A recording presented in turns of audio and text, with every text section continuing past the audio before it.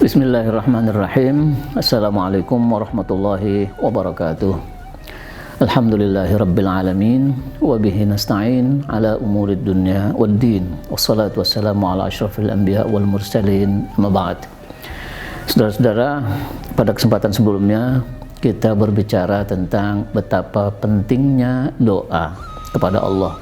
Betapa Allah murka kepada orang yang tidak mau berdoa kepadanya.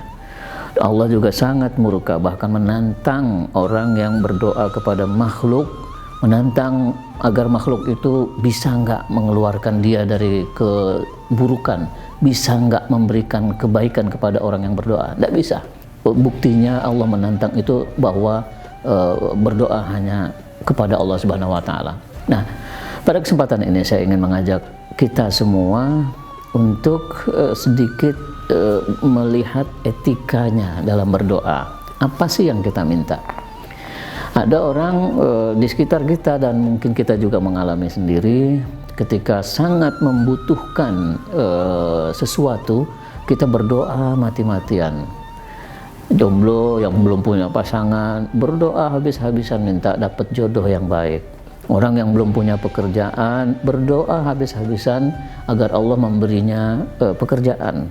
Orang yang miskin berdoa habis-habisan agar dia mendapat kekayaan, dan seterusnya.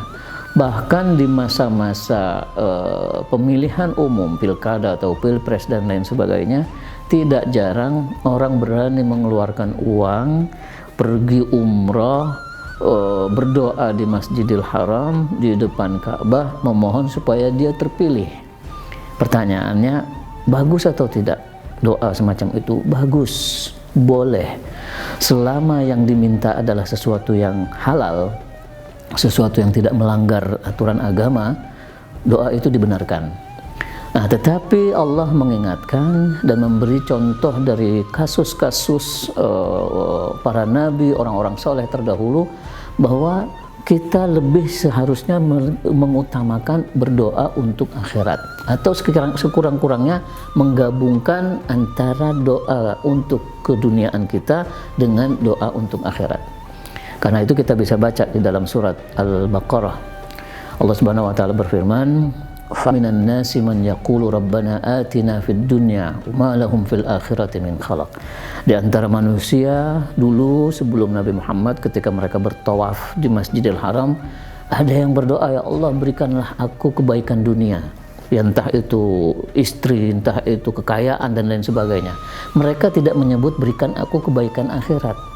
Akhirnya Allah menjawab, yang begitu itu aku kasih. Apa yang mereka minta di dunia itu aku kasih. Tapi ingat, mereka nggak dapat nasib yang baik di akhirat. Karena lupa, mereka melupakan akhirat. Nah, karena itu doa yang dianjurkan kepada kita pada lanjutan ayat itu, teruskan selain Rabbana atina fid dunya hasanah wa fil akhirati hasanah. Doa yang mohon kebaikan di akhirat. Kita lihat umpamanya dalam sejarah panjang para nabi dan orang-orang soleh terdahulu. Nabi Yusuf alaihissalam, kita tahu betapa beliau mendapat cobaan yang luar biasa, mulai kecil, kanak-kanak, dapat perlakuan yang kurang baik dari saudara-saudaranya. Tetapi akhirnya beliau sampai menjadi penguasa di Mesir. Itu karena berdoa, antara lain karena beliau sering banyak meminta kepada Allah. Dan doa yang juga beliau ucapkan ketika sudah sampai pada puncak kekuasaan, sudah mencapai apa yang beliau mohonkan, beliau lalu memohon kepada Allah, wa tawaffani musliman. Beliau memohon kepada Allah, ya Allah, engkau sudah memberi aku ilmu, engkau sudah memberi aku takwil ilmu tentang mimpi, engkau sudah memberi banyak karunia kepadaku. Sekarang aku mohon kepada Allah, jika aku mati dalam waktu-waktu sekarang atau dalam waktu dekat ini, matikanlah aku dalam keadaan berserah diri. Itu artinya beliau lebih mengutamakan akhirat daripada dunia. Kita lihat lagi sejarah umpamanya kaumnya Nabi Musa bersama Fir'aun. Ada pengikut-pengikut Fir'aun yang berprofesi sebagai penyihir. Itu penyihir istana lah, koleganya, orang dekatnya Fir'aun. Suatu ketika ditantang untuk berhadapan dengan Nabi Musa, ternyata sihir mereka tidak ada apa-apanya berhadapan dengan apa yang ditunjukkan oleh Nabi Musa, mukjizat tongkat yang berubah menjadi ular. Nah, seketika orang-orang yang tadinya bangga dengan sihirnya, mereka yang tadinya mengikuti Fir'aun, lalu beriman kepada Nabi Musa dan berpaling dari Fir'aun.